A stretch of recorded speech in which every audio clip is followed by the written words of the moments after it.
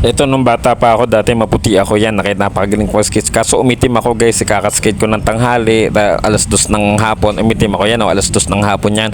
Sobrang init yan, napakaputi ko dati guys. Kaya kayo kung mag-skate kayo dapat sunblock kayo para hindi kayo matulad sa akin. Tinan mo yan, ngayon napakaitim ko na. Hindi na ako tinatablan ng Kojic, ng likas papaya, saka ng glutathione. Wala nang tumatalab sa akin, kaya nalulungkot din ako. Gusto ko ulit pumuti yan, no?